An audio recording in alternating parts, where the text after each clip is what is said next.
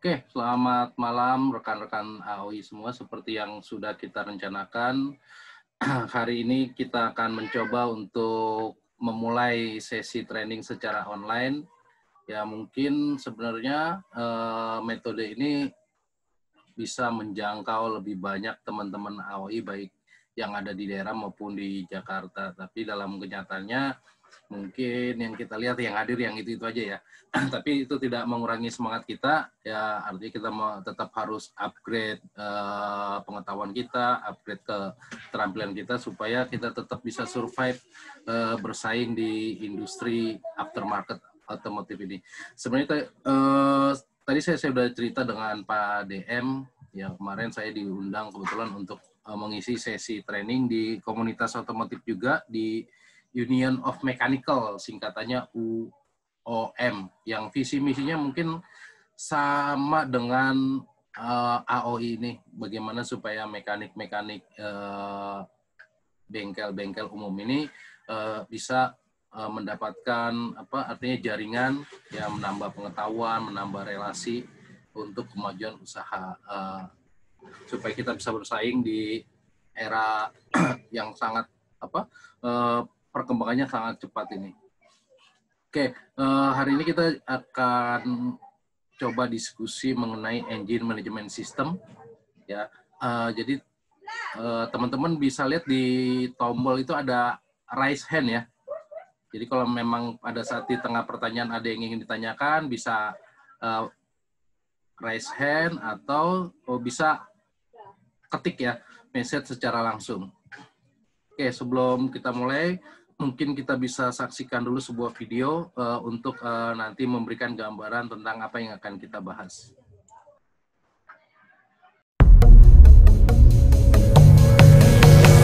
Gasoline direct injection is an increasingly prevalent drive system for passenger cars worldwide. The growing demand for low fuel consumption and stricter emissions limits calls for innovative engine concepts. In 2020, 1/4 of all vehicles worldwide will be equipped with the gasoline direct injection system. Engines with gasoline direct injection create the air-fuel mixture right in the combustion chamber. This results in higher compression, thus improving efficiency. Torque and driving dynamics are increased, while emissions levels are reduced. In combination with turbocharging and downsizing, gasoline direct injection offers the potential of lowering fuel consumption and CO2 output by around 15%.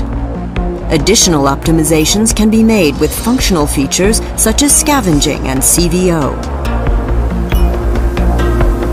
The Bosch offering for gasoline direct injection comprises coordinated systems technology as well as a comprehensive portfolio of individual components. To supply fuel, Bosch offers the fuel supply module with an electric fuel pump, fuel tank, and medium pressure sensor. These components provide the necessary amount of fuel from the tank right up to the injection. The fuel is compressed by the high-pressure pump to the required pressure level of up to 200 bar and stored in the fuel rail. There, a high-pressure sensor measures the current pressure. Mounted on the fuel rail are high-pressure injectors that meter the fuel and spray it under high pressure right into the combustion chamber. Bosch injectors with innovative laser-drilled spray holes provide maximal flexibility in spray configuration while minimizing wall wetting in the combustion chamber. To achieve the best possible combustion, during gasoline direct injection, the air-fuel mixture is created right inside the combustion chamber. The intake air control supplies the engine with the correct amount of air mass at every operating point. One input variable is the amount of air taken in, which is measured by the hot film air mass flow sensor. Further on, the intake manifold low-pressure sensor measures the air pressure. The throttle body controls the air supply to the engine cylinders by enlarging or reducing the diameter of the intake manifold.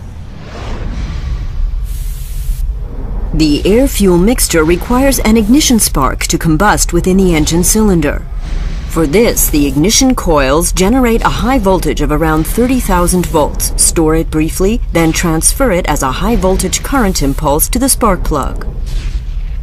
Turbocharging enables a larger air mass to enter the combustion chamber. Thus, more air-fuel mixture is combusted, improving performance. The exhaust gas turbocharger uses the energy of the exhaust to compress the intake air. With gasoline direct injection and exhaust gas turbocharger, engine displacement is reduced, enabling the implementation of downsizing concepts. The loss of engine performance resulting from reduced engine displacement is compensated by the turbocharging. Optimization of the individual operating points creates engines that deliver low fuel consumption and CO2 output with no loss of performance. Turbochargers require a certain minimum engine speed to attain their charge air pressure. If the speed is too low, a turbo lag occurs. Scavenging is the system innovation from Bosch that works to counteract turbo lag. To this end, the intake and exhaust valves are open simultaneously for a moment. This creates a dynamic pressure differential between the intake and exhaust sides of the engine. Fresh air flows into the combustion chamber and flushes the exhaust gas from the cylinder through the open exhaust valve towards the exhaust manifold. The increased flow of exhaust gas creates 50% more torque at low engine speeds, counteracting turbo lag. Bosch Engine Control supplies the numerous functions that an efficient engine management system must provide. The driver's wish for more or less torque is an important input variable for the electronic control. The accelerator pedal module supplies the driver's wish as a sensor signal. The crankshaft sensor registers the speed and position of the crankshaft. Additional data is provided by the knock sensor, the temperature sensor, and the camshaft sensor. Exhaust gas treatment from Bosch contributes to compliance with international emissions regulations. The planar wideband lambda sensor and the switching type sensor measure the oxygen content of the exhaust, thus providing the engine control unit with basic information for the correct mixture. Future legislation regarding particulate reduction presents new challenges for combustion engines.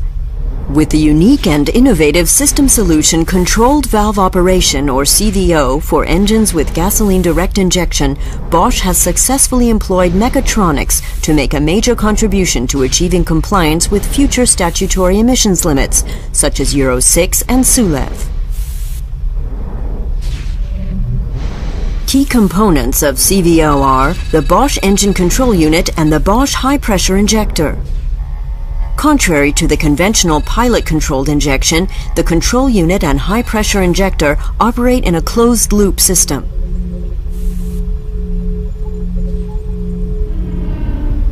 During the injection, the control unit measures the activation signal and determines the opening and closing of the valve needle to compute the duration of the open phase. Thus, the electronic control unit can calculate the actual injection amounts of every injection and readjust if necessary. This type of closed-loop activation makes it possible to meter even the smallest injection amounts with minimal tolerances. The precision of the gasoline injection is thus significantly improved in this area and is maintained throughout the working life of the valve, guaranteeing a stable combustion procedure. Gasoline direct injection from Bosch is a key to clean and economical engines. Fuel consumption and emissions reductions, as well as increased driving dynamics thanks to direct high-pressure fuel injection into the combustion chamber. In collaboration with automobile manufacturers on developing gasoline direct injection, Bosch contributes a comprehensive portfolio and many years of know-how. With over 50 million injectors and more than 10 million high-pressure pumps, we are now celebrating 2 impressive production anniversaries. Our system's competence enables us to achieve optimal networking of the individual components and thus maximal system benefits. As an innovation driver and technology leader, we continuously further develop gasoline direct injection. Our technological advancements, such as the system innovation, controlled valve operation, and laser-drilled spray holes, penetrate the market with mass production-ready products. Our components and systems for gasoline direct injection are designed for a high performance of up to 240,000 kilometers, a guarantee for quality and reliability. Unique in the automotive supply industry, we are present globally, close to our customers, with experts in the production, research and development of gasoline direct injection systems. From the development of new concepts to supplying spare parts, we foster long-term partnerships with our customers throughout the entire life cycle of their vehicles with gasoline direct injection. Bosch, invented for life.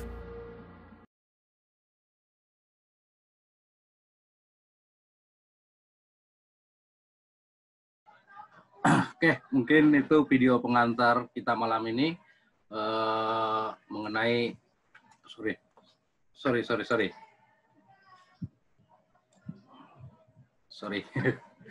ya, artinya teknologi sekarang ini sangat-sangat sudah berkembang Pak ya. Artinya kalau kita dulu belajar teknologi konvensional, sekarang semua mobil yang diproduksi mungkin udah nggak ada yang menggunakan platina karburator ya.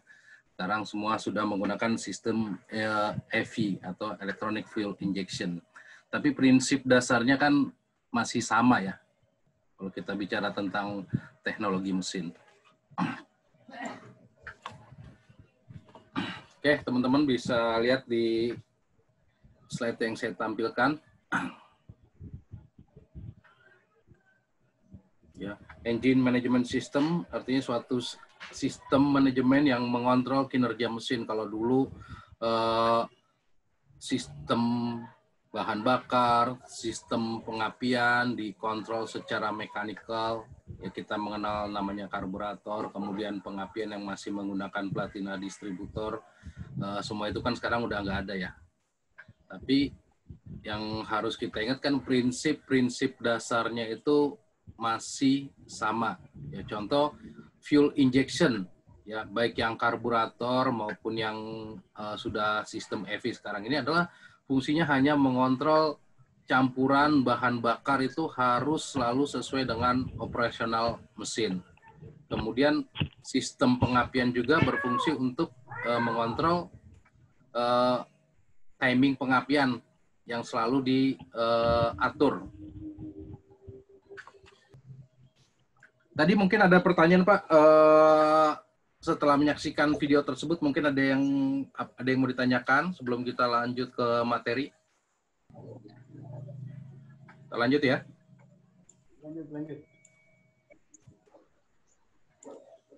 Oke, engine management system ya itu terbagi 3 bagian besar. Ada yang namanya input, kemudian ada control, kemudian ada output. Ya di bagian input itu adalah sensor, kemudian sensor ini memberikan informasi ke kontrol atau ke ECM, kemudian ECM akan memerintahkan outputnya untuk bekerja sesuai dengan program yang sudah ada di dalam memori ECM. Jadi kalau secara teori dikatakan sebenarnya ECU atau control unit itu adalah benda yang paling bodoh. Ya, benda yang paling bodoh artinya dia hanya bisa menjalankan apa yang sudah ditanam di programnya. Ya. Jadi ketika proses pembuatan mobil, ya ECU itu sudah didesain apa yang harus dikerjakan.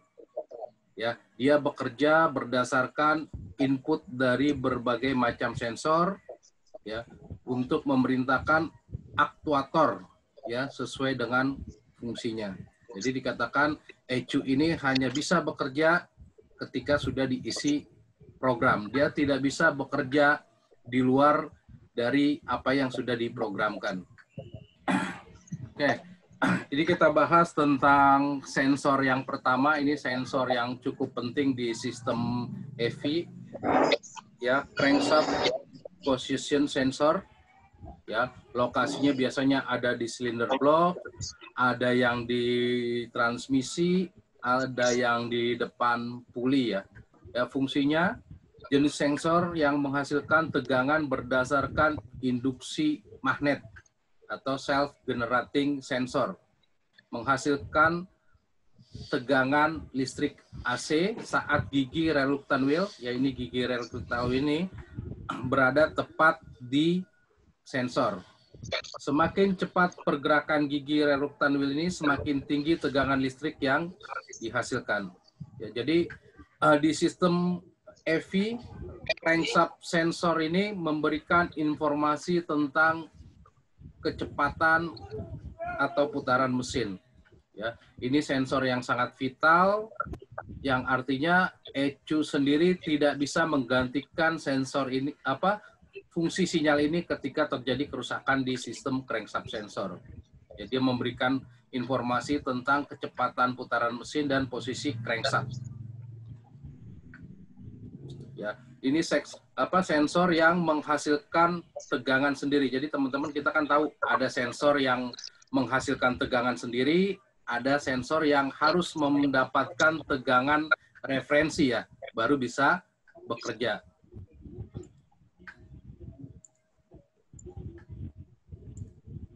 Ya, ada dua tipe crankshaft sensor, ada tipe induksi, kemudian ada tipe Hall effect sensor tadi.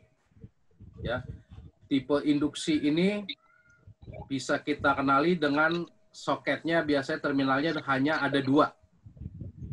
Ya, jadi di sini ada magnet permanen, kemudian ada gulungan. Ketika roda gigi ini berputar tepat di bawah sensor, dia akan menghasilkan tegangan listrik AC. Jadi sebenarnya yang dibaca oleh ECU adalah frekuensinya, Pak. Jadi frekuensi gelombang ini, dia bisa menentukan berapa kecepatan mesin. Nah, kemudian yang sensor crankshaft sensor yang udah pengen habis lagi nih waktunya. Oke, sensor yang jenis kedua ini adalah tipe Hall effect sensor.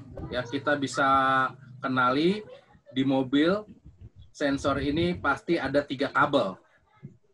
Ya, dia ada 3 kabel. Kalau teman-teman bisa lihat, beda sinyal yang dihasilkan oleh sensor crankshaft tipe induksi dan sensor crankshaft tipe Hall effect sensor. Kalau yang induksi ini dia berbentuk gelombang sinus, kalau yang ini berbentuk gelombang kotak. Ya, sensor yang Hall effect sensor ini harus mendapatkan tegangan referensi, dia harus mempunyai ground, baru dia bisa menghasilkan sinyal untuk dibaca oleh ECU. Ya, jadi seperti kita ketemu di lapangan, ada mobil yang menggunakan tipe induksi, ada yang menggunakan tipe Hall effect sensor. Mungkin sampai di sini ada yang ingin tanyakan, Pak?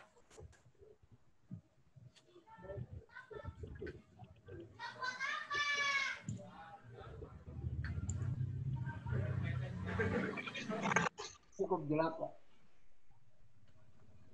Lanjut ya. Lanjut. Oke, kemudian ada camshaft position sensor, ya, lokasinya di camshaft housing, ya.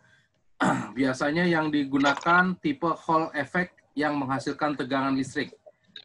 Ya, ECU menggunakan sinyal crankshaft dan camshaft position sensor untuk menentukan silinder mana yang membutuhkan pengapian dan injeksi bahan bakar.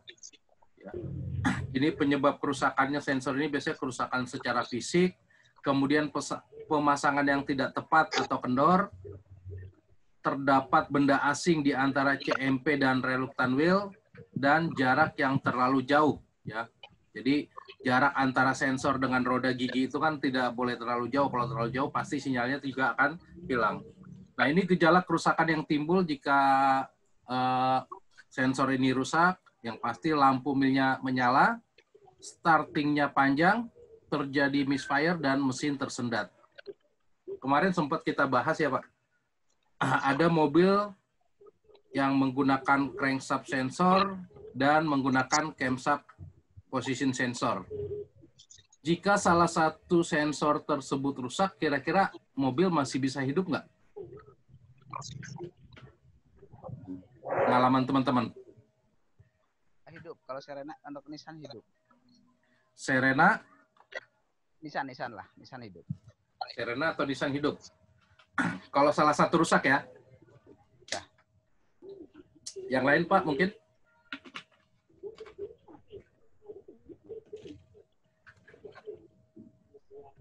Nah, kira-kira kalau contohnya crankshaft sensornya rusak, ya, tetapi kok mesinnya masih bisa hidup. Kira-kira kenapa ya? Masuk mode fail safe. Masuk mode fail safe. Mungkin yang lain, Pak?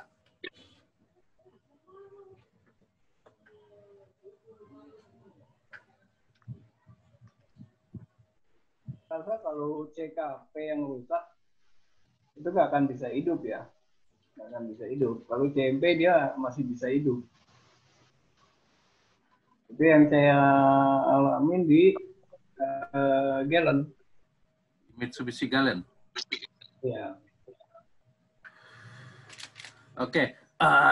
Crankshaft dan camshaft position sensor ini kan sebenarnya sama-sama memberikan input tentang putaran mesin ya. Nah, umumnya ya ECU itu didesain untuk membaca kedua sensor ini sebagai engine speed. Nah, biasanya jika salah satunya rusak, ya contoh crankshaft sensornya nggak berfungsi, ya ECU akan membaca data yang diberikan oleh camshaft position sensor ini sebagai RPM, ya sehingga umumnya sih mobil masih tetap bisa hidup, tapi biasanya startingnya agak panjang. Dan biasanya kalau udah hidup, digas pun agak tersendat. Nah, begitu pula sebaliknya, kalau camshaft sensornya yang rusak, ya mobil masih mendapatkan input dari crankshaft sensor tentang engine speed. Nah, kalau teman-teman nanti mungkin bisa praktekkan di bengkel, lihat di data stream, ya crankshaft sensor, ya dia pasti datanya berupa RPM engine, camshaft position sensor juga dia berupa RPM ya. Artinya kedua data ini akan digunakan sebagai input putaran mesin oleh ECU.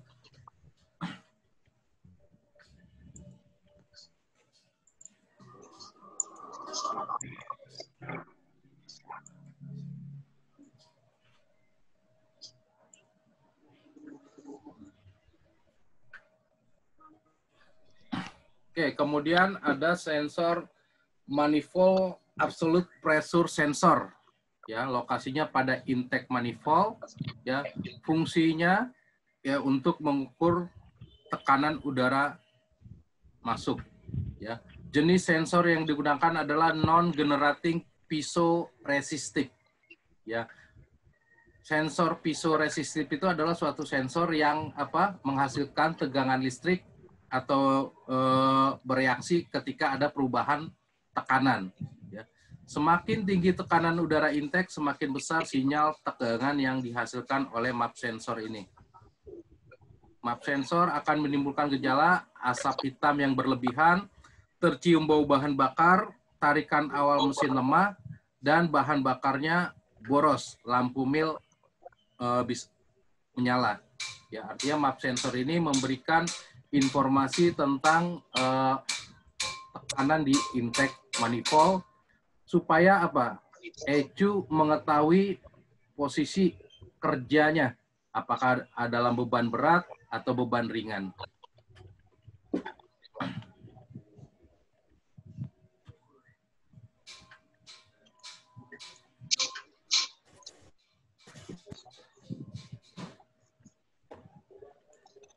Halo.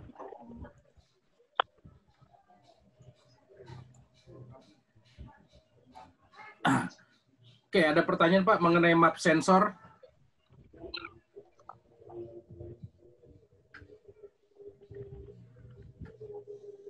Generating piso tadi ya? Piezoresistive. Oh, piezoresistive. Piezoresistive. Izin tanya, apa semua map sensor untuk semua jenis kendaraan itu bisa dipakai gitu? Sorry, apa ada jadi kan biasanya ada map sensor contoh untuk mesin 7K sama mesin-mesin kayak share untuk produksi Toyota lah ya. Itu kan bentuk sama, soket sama. Apa dia bisa compatible semua? Enggak semuanya sama sih Om, karena karakteristik map sensor juga berbeda-beda ya. Mungkin terminalnya bisa sama, tapi di dalamnya itu bisa berbeda. Yang yang pernah saya alami sih, yang pengalaman saya seperti itu. Tapi mungkin ya ada teman-teman yang kebetulan emang karakter sensor itu dari produksinya sama, yaitu kemungkinan bisa digunakan. Ya, mungkin beda-beda hambatan atau apanya gitu ya. Bahannya di dalamnya berbeda. Nanti saya ada sesi khusus tentang map sensor. Oke, lanjut.